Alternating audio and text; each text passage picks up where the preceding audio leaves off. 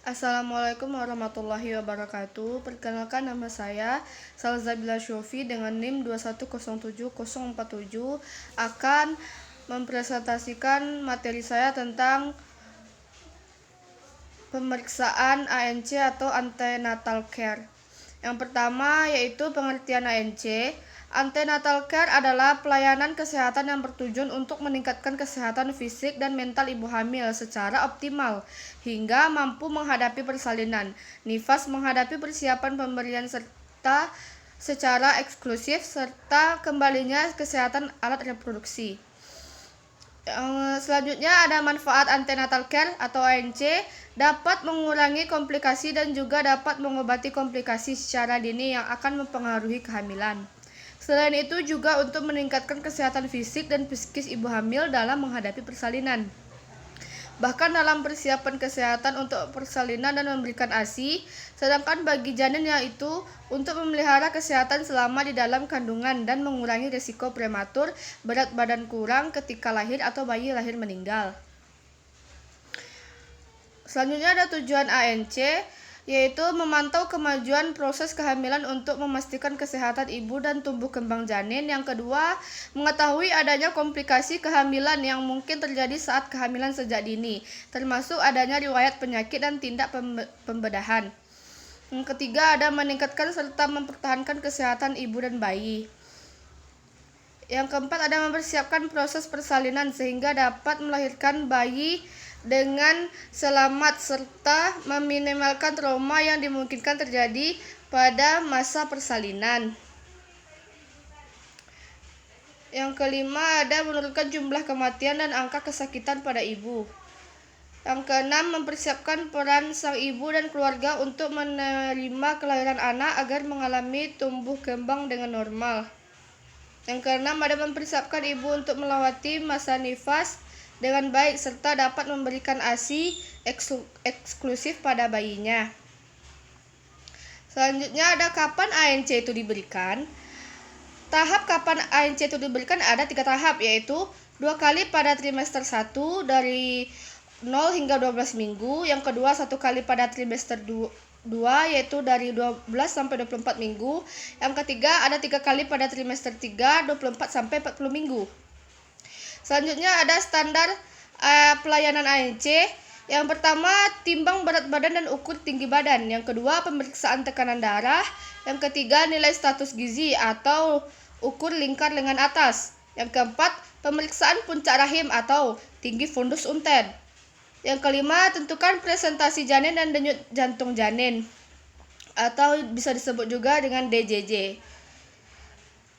Yang keenam, ada screening status imunisasi tetanus. Mohon maaf, saya ulangi. Yang keenam, ada screening status imunisasi tetanus dan berikan imunisasi tetanus toksoid bila diperlukan. Yang ketujuh, ada pemberian tablet zat besi minimal 90 tablet selama kehamilan. Yang kedelapan, ada tes laboratorium rutin dan khusus. Yang kesembilan, ada tata laksana kasus. Yang kesepuluh, temu wicara konseling termasuk perencanaan persalinan dan pencegahan komplikasi P4K serta KB pasca persalinan.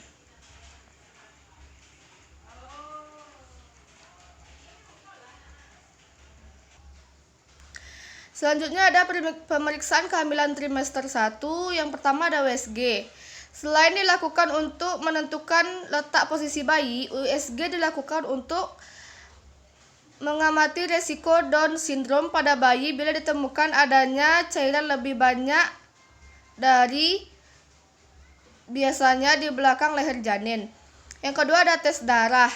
Tes darah meliputi tes golongan darah, tes kadar hemoglobin, pemeriksaan hepatitis B dan C, serta rubella.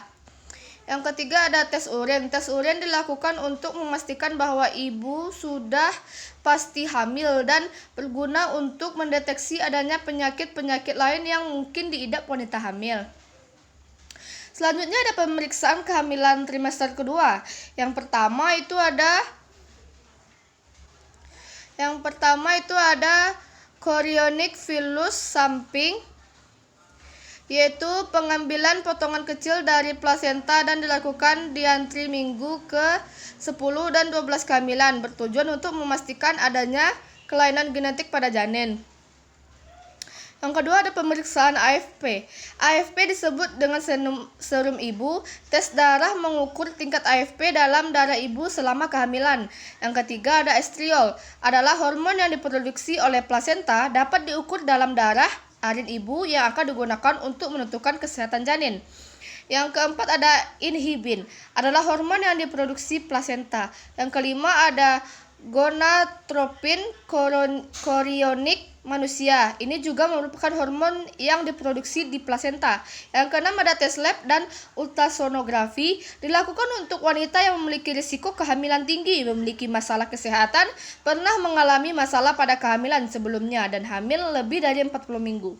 Yang ketujuh ada pemeriksaan gerakan bayi. Perhatikan pola gerakan bayi. Jika bayi tiba-tiba tampak kurang bergerak, makalah Jika bayi tiba-tiba tampak kurang bergerak, makanlah sedikit cemilan lalu berbaringlah beberapa menit. Yang kedelapan itu ada tes untuk grup B. Yang selanjutnya yaitu ada keluhan yang sering muncul. Yang pertama adalah sering buang air kecil. Yang kedua, rasa tidak nyaman atau nyeri di perut. Yang ketiga, mulai dari muntah. Yang keempat, mudah lelah. Yang kelima ada gangguan pada pola tidur. Yang keenam ada konstipasi atau sembelit. Yang ketujuh ada wasir. Yang kedelapan ada nyeri punggung. Baiklah, sekian dari pemaparan dari materi saya. Saya ucapkan terima kasih. Assalamualaikum warahmatullahi wabarakatuh.